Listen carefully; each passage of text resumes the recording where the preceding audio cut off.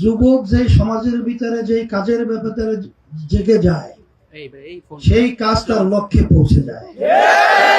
আজকে আমি এই মজলিসের ভিতরে এই সবার ভিতরে দেখলাম অনেক যুবক আমার ছেলেরা এখানে উপস্থিত হয়েছে।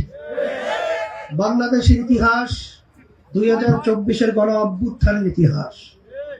যুবকরা যখন জেগেছিল তার সাথে সাথে আপামর জনতা বাংলাদেশের সবাই জেগে উঠেছিল এবং তাদের লক্ষ্য অভ্যুত্থান হয়ে গেছিল বৈষম্য দূর করার জন্য। আজকেও সাংবাদিক আমার কাছে প্রশ্ন করলো যে জামাত সহ আপনারা একত্রে সমঝোতায় ছিলেন, বের হলেন কেন? আমি তাদেরকে বলেছিলাম যে 2024-এর পরে দেশ গঠন করা, মানুষ বিভিন্ন নির্যাতন জুলুম থেকে মুক্তি পাওয়া আর ইসলামকে ক্ষমতায় নেওয়ার সুযোগ তৈরি করার একটা সুযোগ এসেছিল।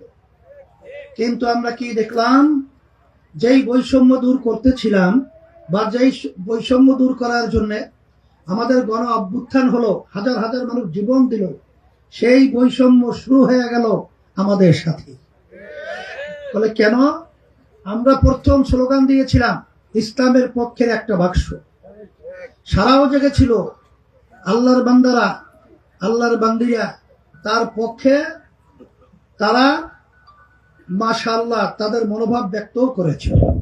কিন্তু এই ইসলামের পক্ষের বাক্সের পরিবর্তে ক্ষমতা লোভীরা তখন ইসলামের নিয়ম নীতি অনুযায়ী নাকি দেশ পরিচালনা করবে না, দেশ পরিচালনা করবে প্রচলিত গণতন্ত্র এই নিয়মে। তখনই আমরা বাধ্য হয়েছি, সমঝোতাও করেছিলাম ইসলামের জন্য এবং ইসলামী আন্দোলন বের হয়েছিলাম ইসলামের কল্যাণের জন্য এবং দেশের কল্যাণের জন্য, মানুষের কল্যাণের জন্য।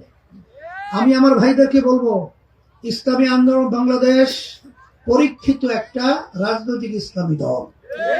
তার কথা কাজের সাথে আল্লাহর রহমতে প্রতিষ্ঠা থেকে শুরু করে অদ্যপতি পর্যন্ত আমি চ্যালেঞ্জ হিসেবে বলছি, কেউ কথা এবং কাজের বেমিল কেউ দেখাতে পারে নাই, পারবেও না।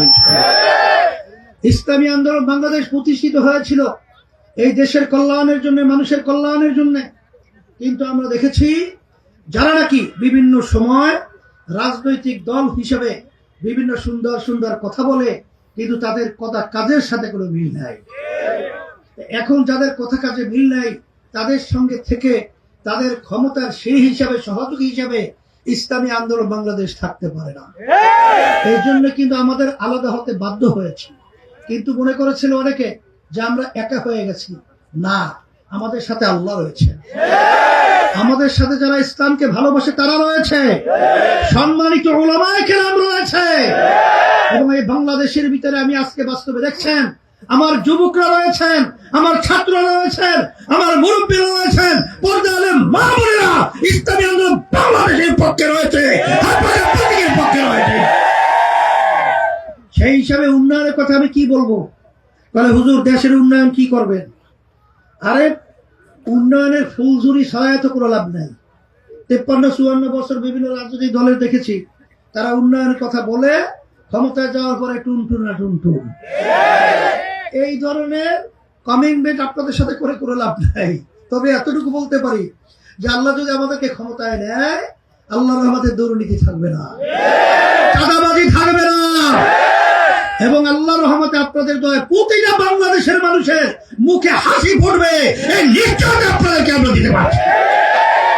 কারণ আমাদের দেশের ভিতরে আলহামদুলিল্লাহ যে আয় এবং যে ব্যবস্থাপনা রয়েছে, আমার আব্বাজান বলে গিয়েছিল যদি দেশের শাসক যদি ভালো হতো তাহলে এই দেশটা অল্প দিনের মধ্যে একটা সোনার দেশ হতো।